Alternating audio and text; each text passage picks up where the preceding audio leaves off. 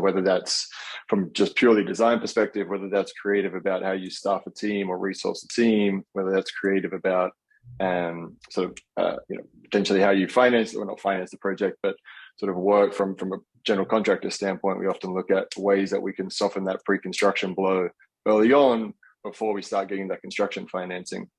So just things like that as well for me, whether it's pre-interview, part of the RFP, or post-interview follow-up, just generally around that creativeness, as opposed to just the automatic email that comes out and sort of, have you got a project? When are you awarding the project? I've also found sort of with companies that have that almost boilerplate follow-up, if I have awarded them a project, it's often not the best project or the best working environment. I'm not sure if that person hounds you and then sort of disappears, but you sort of lose that personal connection as well often that I found. Wonderful. As we continue our conversation here, I'm excited to see that some questions have started to come in. Again, for those tuning in and watching the webinar today, please feel free to ask your questions in the Q&A box or as well as in the chat window, and we'll be monitoring those and bringing them in. We've got a couple of them here for our panelists. Jumping back to a little bit earlier, regarding the bid requirements. The question comes in, can those 3 bid requirements come from within your personal network, or is it preferred if they come from outside your network? Does that question resonate? Yeah, I think it was me in terms of the RFP process. So both, I would say. A lot of the time clients are coming to us, maybe they're an experienced developer and they've got a list of consultants that they've used or that they would like to use. We definitely ask our clients if they have that list and put them on the short list, obviously. But then also we put forward our own people or consultants or contractors that we would recommend for the project. Obviously, we justify why that is. We're not just putting people on because for no reason at all. So I'd say it's a little bit of a mix. And then we sit down, whether it's to not waste people's time, we may do an expression of interest where we have a pool of, 10 people that we go to for argument's sake. And then we do a brief expression of interest. That's sort of a 2-page document that they submit. And then we review that with ownership or the client, and then sort of reduce that down to maybe a 3 or 4 person RFP is typically the way that we go about projects. Excellent. Thank you for that. As we move to the next question, I want to first touch upon the last 2 years. Obviously, we're doing this panel in a virtual space. So my first question for you is, are you all doing live interviews again, or are you still doing virtual interviews? Live. Yeah, live. And did you do any virtual interviews during that process? I did. I did a few, but sort of going back to that marriage analogy, I like to know the person, grab a beer, grab a coffee with them, especially if we're moving on to that next stage. If I'm going to award a contract, I'm getting lunch with the person, I'm getting dinner, I'm doing something that's a little more of a social setting for me personally. I'm much more of a in-person person. Excellent. So as teams come together for these presentations, another question that comes in from the chat window is, who is it that you want to see during these presentations? Sometimes they've been some previous flags in the past because they're interviewing and the president or CEO of the company maybe spoke too much in the interview and maybe not on the subcontractor side or the rest of the team side. So how important is it that the person that will be managing the project actually is key lead in the interview? I think it's critical. I think it's something that we emphasize. At least my team does emphasize it all the time. Is one of our categories in our checklist is team dynamic. Obviously we want to see the principal or the project executive at the table, knowing that they're going to be involved. They don't have to be involved in the day-to-day, but somebody is, like the project manager is. So we want to hear from the project manager just as much or even more than the principal in charge, and see what that dynamic is between, does the principal or PX kind of shut them down all the time, or does the buck stop with the PX and nobody else's decisions matter? You can kind of get that from the dialogue in an interview, But to answer the question, like, yes, we want to hear, if not even the same or even more than the principal in charge. We want to hear from that project manager that we're going to be dealing with on a day-to-day basis. Yeah, definitely. And if the person can't come because they're locked up on another job, and, we understand. For me, the most important thing is, like Jake said, the high levels, the chief officers will come to these meetings. We've been through enough of these that we know that when the project starts, that relationship fades away, and the people that have to run it with us are there with us.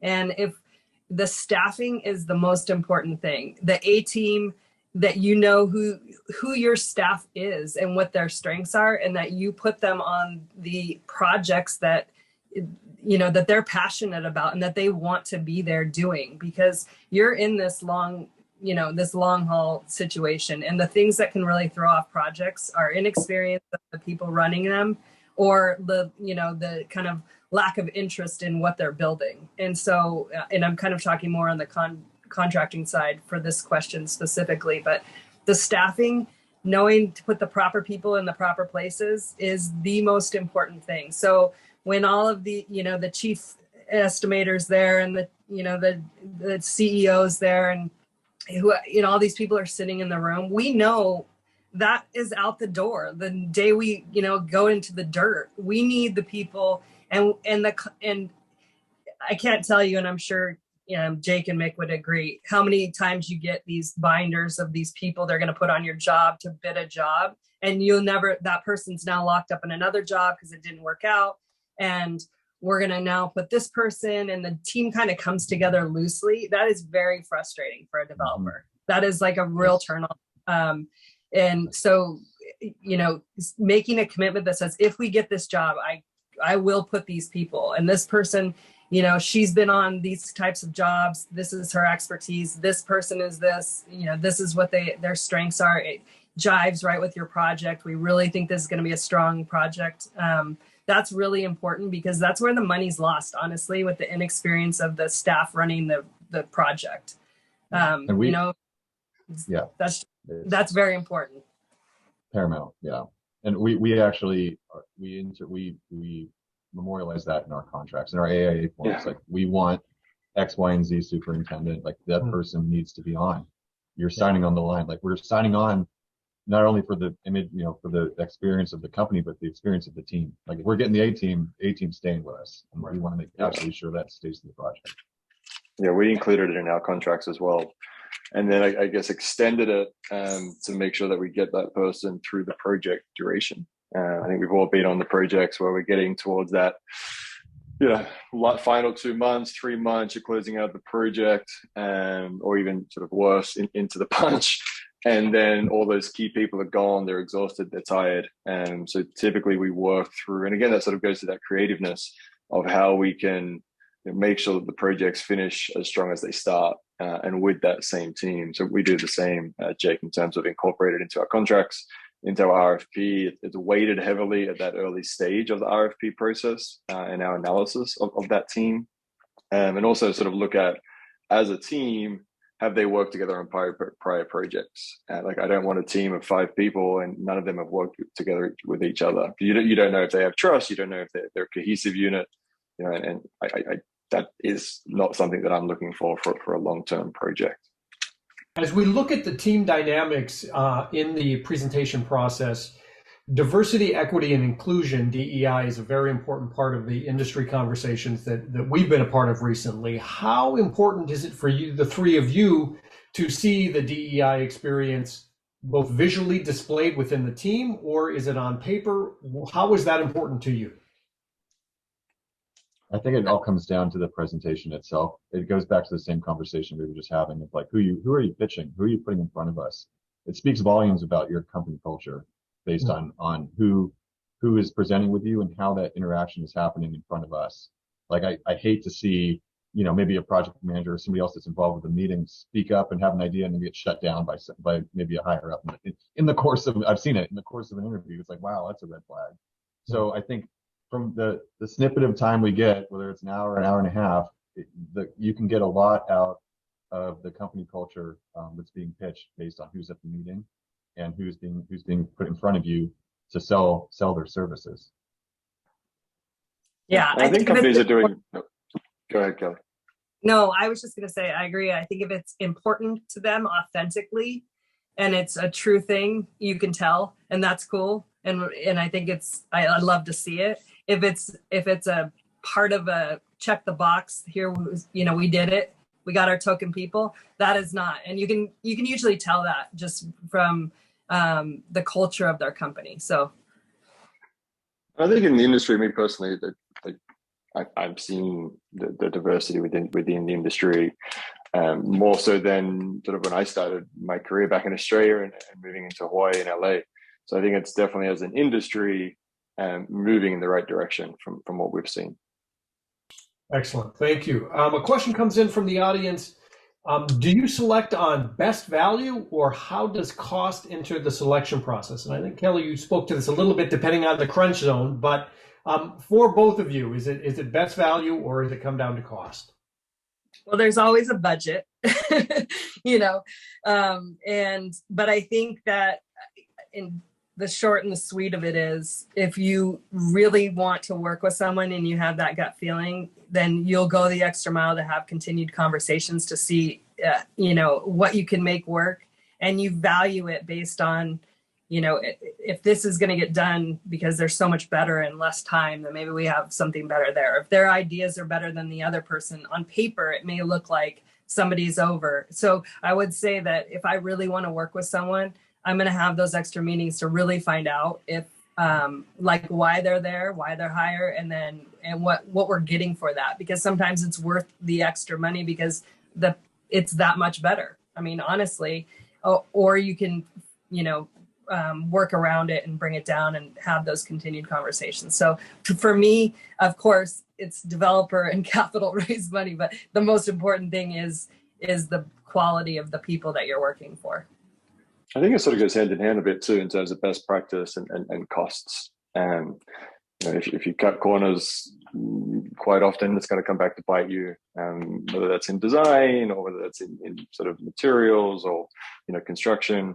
So I think we look at it very open-minded. I think if someone's coming in high, I would not exclude them from the bid just because their bid's high. At the very least, I'm having a conversation with them, sort of letting them know that they're high, that and maybe it's an outlier. Maybe there's something in my bid documents that they didn't understand. Maybe there's a scope that they're providing that none of the other team are providing, and I need that. So if anything, my performance is wrong and my budget's wrong. So I wouldn't say I count someone out just because they come in high.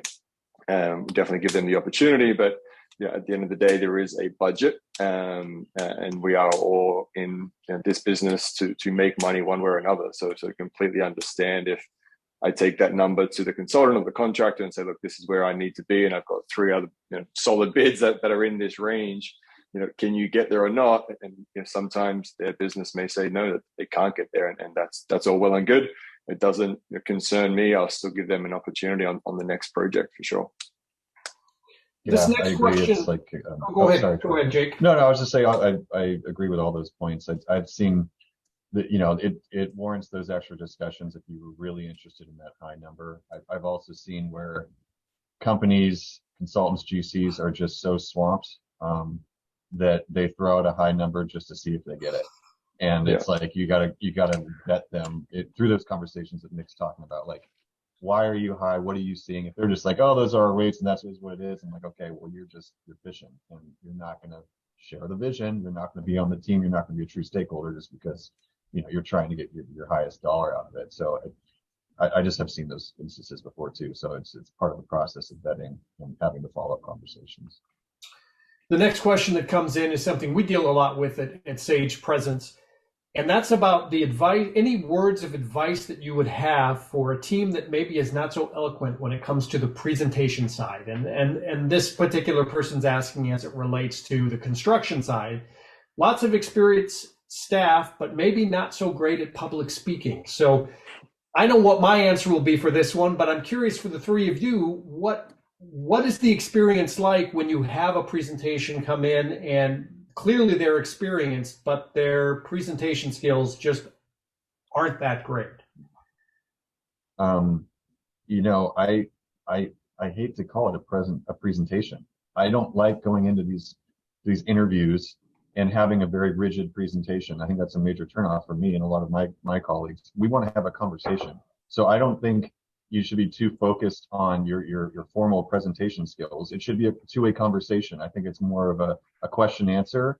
It's more of a dialogue, a two-way street to just kind of feel out, what the GCs or the architect's strengths and weaknesses are. You shouldn't be too focused on the deliverables of the presentation and what exactly you're saying. I'm looking more for a conversation. So hopefully that takes the onus off a little bit. And through those conversations, you can really dive into the weeds and understand, like, okay, they know what they're really talking about. Yeah, maybe some of the communication isn't that great, but they can actually display that they know the technicalities of their services. Mick and Kelly, any add-ons to that? No, it's a tough question. I think, Jake did well. And maybe I'll answer it in a way that's kind of something a lot of people in our industry don't like, is when, people come in, there's a bunch of people sitting across the table, you're handed all this paper collateral, and they start and they go down the line. I'm this person. And this person's very compartmentalized. It's very scripted.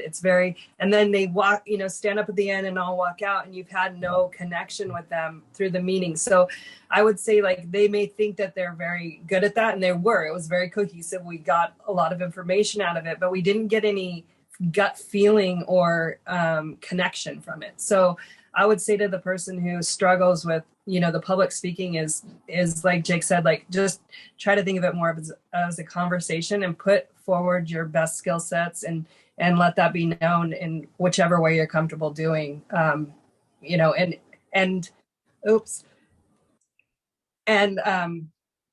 sorry, my phone was ringing. And also, don't be afraid to be honest about that. Like, this isn't my strong suit, but I can build, or I can design, just be honest about it and let that flow from there.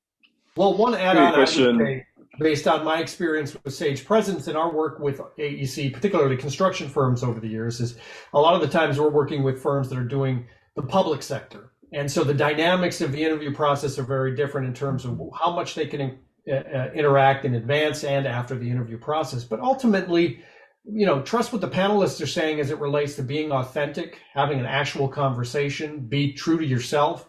But for those that stumble, know that there are support services available out there, but more importantly, it doesn't hurt to practice a little bit as well. If you're uncomfortable in just a dialogue or what Q&A might be like, practice with your team on the Q&A process, not so that it's scripted and formulated, but so that you're comfortable enough to know how to answer the questions. We're coming up at close to the top of the hour here. I do want to hit a couple of additional questions that have come in and that are important as well. But before I hit any of the last questions that we can get to, I want to hear from the panel about any concerns you have about the future of the AEC industry, or any personal concerns that you have as it relates to what you're seeing when it comes to gearing up for your next projects.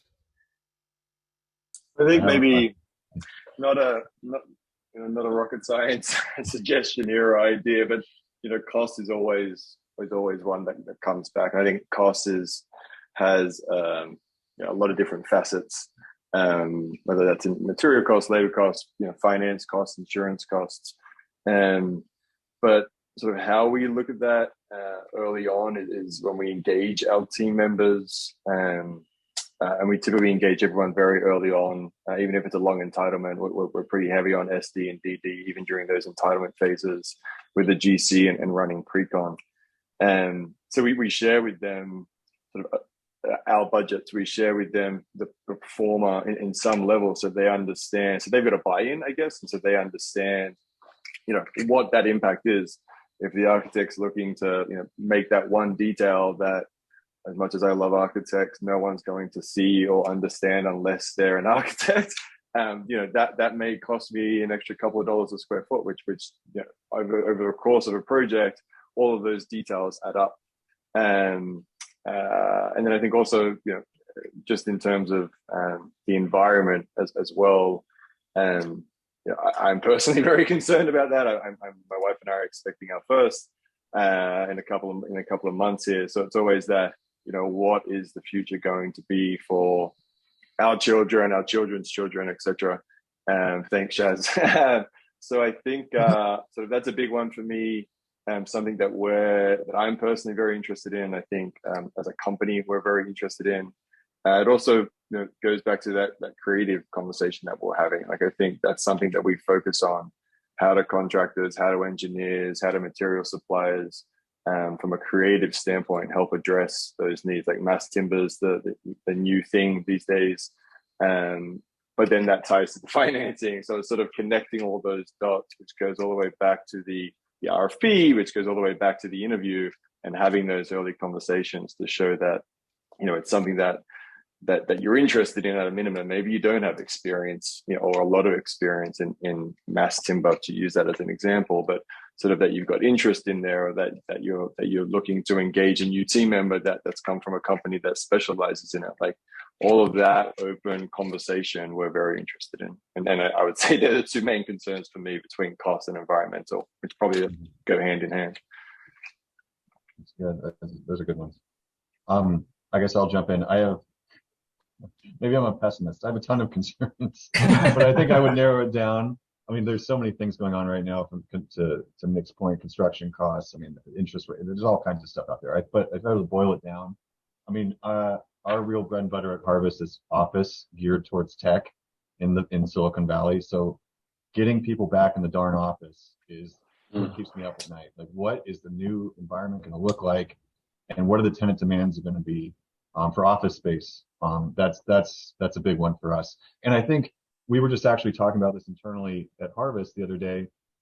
What is that this last 2 years of work from home meant, and where is it going as it relates to our consultant team? Because we were talking about this. We've seen a fall off on performance, like across the board. We're like, what is going on? Like, maybe it's just local here in the Bay Area. I don't know, but we're not getting the same level of service we did pre-COVID.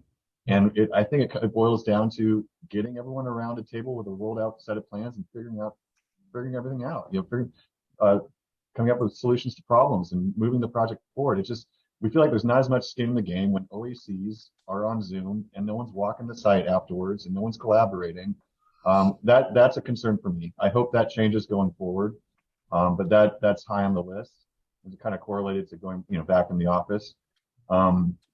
And the second thing is, not necessarily a concern, but something we've noticed going forward, at least here, since our major business is in the Bay Area in California, every one of our projects that's going through entitlements right now is either a redevelopment, it's a brownfield site, it's urban infill, and it has some component of mixed use or housing or residential. Given the housing issues in California, every municipality is looking for some type of housing component to these sites. I mean, gone are the days where we could go down and pitch a large, 300, 400,000 square foot office campus without housing. So I think the design teams, the consultant teams, the GCs need to start to diversify. If they don't have that skill set already, diversify, because at least from where we're seeing it at the project initiation, every project so far is multidisciplinary. And I think you need to either start diversifying your skill set or partnering with firms that do. So you can go to the RFPs and say, we are an office GC. Here's our residential GC. We're partners. We know how to work well together. We're a great team. So those are two things that have been high on my list. Anything for you, Kelly?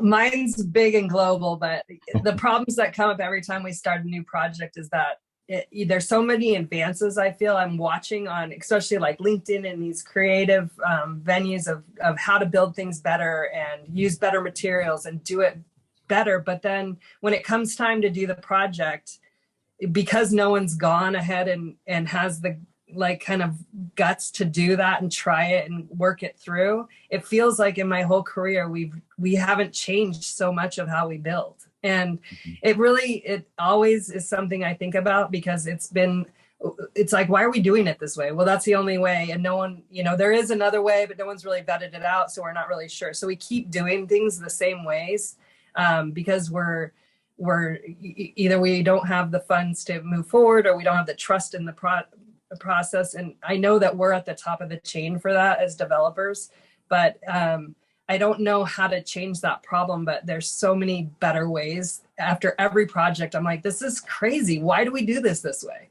And there's just so many more opportunities to do things better with recycling, trash, or best practices. And yet I feel like every time I fall into a new project, we do things the same way. And so I'm hoping we figure that out.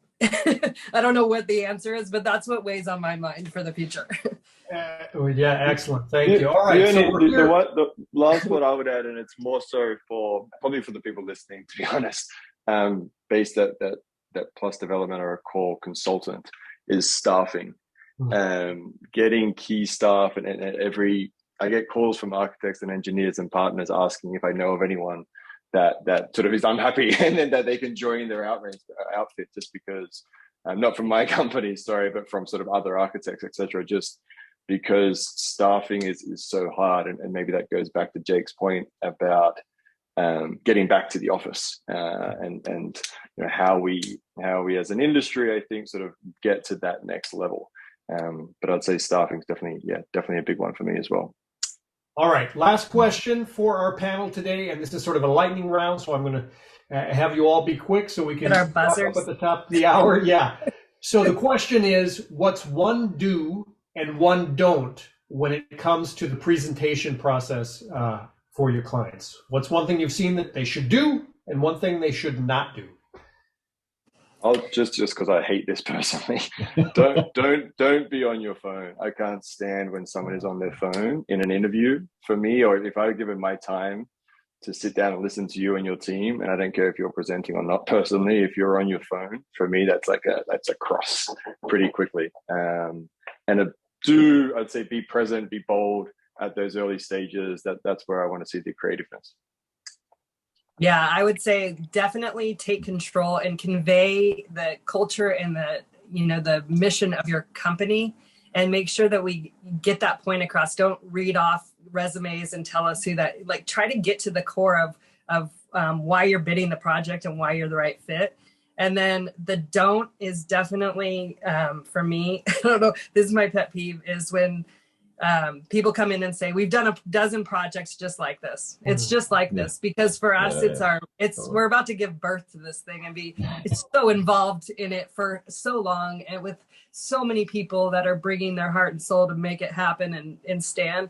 And it's just off-putting when someone's just like, we've done a million just like this. And it just doesn't feel special. And I know what they're trying to say is we're very experienced in this work, but that I don't know why they say it that way. So that I'm just saying that's my pet peeve. No, that's spot on. I think starting with my don't, I had the same one, Kelly, like on my list was like, don't assume you know everything, because every project's different. And, you have very little information to go off of, and to come in and just be like, it's a fine line, right? Because you want to show off your experience, but you can't come in and say like, oh, we know how to do this. Like, don't worry about it. Like that's a turnoff for sure. And then for a do, I would say, come with additional ideas in your back pocket that could be outside the structure of the RFP. As so many times we've been in discussions through an interview where the discussion takes a total right-hand turn, and the architect of GC was like, what if you did it this way? Or, I know you guys weren't thinking about it this way, but it wasn't in the RFP, but have you thought about this? And it just spurs new ideas right off the bat. And right away from those discussions and those new ideas, you're kind of, the consultant or the GC's already got their foot in the door. You're already brainstorming like how you can make the project better. And you're like, wow, we just found our partner. Like, it's gone beyond a presentation at that point. You're taking the next step as a stakeholder. So I would say, come up prepared with crazy, wacky ideas. They may not come up, but at least have them in your back pocket, and don't assume you know everything. Excellent. Yeah. One last thing on that too is, just because a lot of times when they're bidding the project, they take us up to the point of the start of the project. Like, here's how we do it. We put a bunch of numbers together. This is what we've done. Here it is.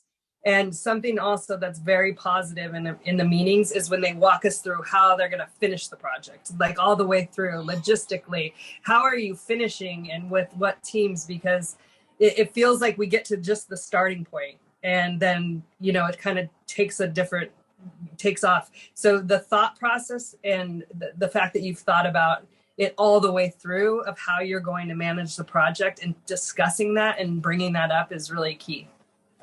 Well, thank you, Kelly and Mick and Jake, for your great discussion here on this panel. We are at the top of the hour, and we want to get the demo in as well. So thank you to our panelists so much. Remember, if you'd like to download the ebook for this presentation, please scan the QR code here as well. A couple questions have come in on whether or not this will be recorded. It will be recorded, and if you have registered for it, we'll get you a link as well. But again, I want to thank our panelists one more time for their insight, their knowledge, and their perspective today. I think all wonderful pieces and nuggets to take away and to take into your next interview as well. Also want to thank Chaz and Tom from Project Mark, and we're excited now to see a little demo from Project Mark. Thank you, everyone. Thanks, Troy. Thank Jake, you. Mick. Thanks, everybody. Yeah. Bye, guys. How's it going, everybody? I hope you enjoyed the webinar discussion, and thanks again for hanging around for a short Project Mark demo. We'll only keep it to a couple of minutes today, and if you're curious to learn more, feel free to reach out. You can certainly find one of us on LinkedIn or hit the Get a Demo button on our website platform. So what is Project Mark? Project Mark is a sales and marketing infrastructure built specifically for the AEC space, which we aim to completely streamline marketing and BD processes, specifically around proposal development. First and foremost, where it starts is a smart content management system. So a really easy way to store your project, team, and company data. And then what we do is come in and build a series of tools so you can leverage that data being in one place to build content in a really streamlined manner. The products that we have are Design Plus. So think of a Canva or an Adobe InDesign built specifically for the AEC space. We'll spend all the time really today in that product module.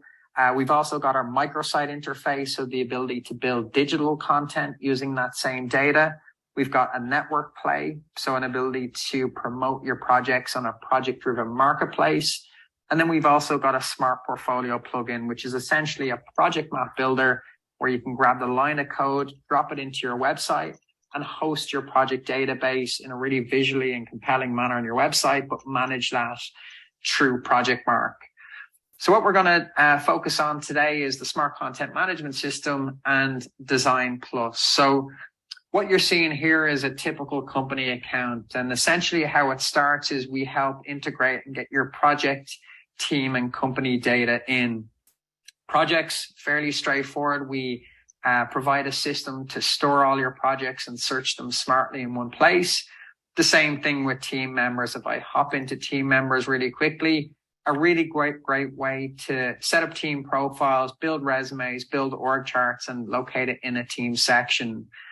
What's also quite cool about the team profile section is the ability to collaborate with that team member. So you can set up individual accounts that team member is responsible for. So we understand different organizations are definitely set up in different ways, but if you wanted to create accountability for team members to keep some of their past project experience up to date, or if there was a new team member that was joining the firm and you wanted to leverage their past healthcare experience as an example, how can we get that person to contribute to the marketing database versus chasing them for information? That's, of course, the ideal scenario. The reason why we provide access to each team profile is for the marketing and BD department to also update that information. And then you've got company details. So just this really easy way to bring in your video content, social media pages, and things like that.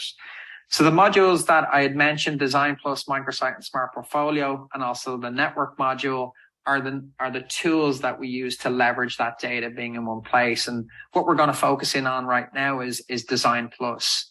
So really quickly, I had mentioned that Design Plus is almost like a Canva or an Adobe InDesign style editor, but for the AEC space. And that's essentially, what we're looking at. You can build your company templates on the left-hand side. A part of the implementation process is we'll actually integrate your company branded templates as well. You also have a list of stock templates to choose from to build or pick inspiration from. So say, for example, you've built your company template, or we've built it for you, or you use a stock template as seen on the left-hand side. What we can do is pull together project sheets. We can also pull together team resumes as an example, and then we can build content based on the content that we've already stored on Project Mark. So as an example, we have a project sheet here. I can hop into my Contents Hub and I can go into our project database where I can access the information. So say, for example, we're pitching on a commercial TI project. I can hop into our commercial work. I can hop into our TI work as an example and find our commercial TI project descriptions. What then you're able to do is pull that data set over. So you're able to hop in and transfer that data across based on the data that you have stored on Project Mark. So this project in particular doesn't have any photos, but let's grab another project as an example with some photos just to show you how the photos get pulled over. What's cool about this is you can build content on the left-hand side also. So you can pull together project descriptions, you can add photos, add attachments, and as you continue to build content, it just makes it easier to access that data, or also save the pages that you're building to another folder structure where you can access the fully complete page. Same thing goes for professionals. So say, for example, if I went into our professional database, we see a list of professionals on the left-hand side. We can hop into Noel, for example, and grab his data and start building content around Noel's information. So you can see how easy it is to transfer that data across. And say, for example, we wanted to find Noel's commercial experience to build content from, we can hop into his commercial work and you can see we can access exactly what he's done on each particular project, where we can make a quick swap and quick input of information. On the right-hand side, that is completely flexible from a design perspective. So it's not rigid in terms of the design template that we create. You can continue to iterate on the design and then essentially save it as a template or save it as content back into the folder, again, for reuse. In terms of the Contents Hub, you can create multiple folder structures. So say, for example, it was a safety folder, pre-construction approach folder. Any content that you create, you save back in the system. You've also a series of other tools like element tools where you're bringing in tables or different SVG shapes. You have an additional photo library where you can add logos and smart tag different images. And of course, a number of different texts where you can upload your fonts as well. So that's essentially Design Plus. We have a number of different modules in plans to enhance what we currently have in Design Plus. So super excited to share more. And then if you're interested in learning more about the microsite, the smart portfolio, the network, or any of our other plans, we would absolutely love to hear from you. And we'll speak soon. Thanks.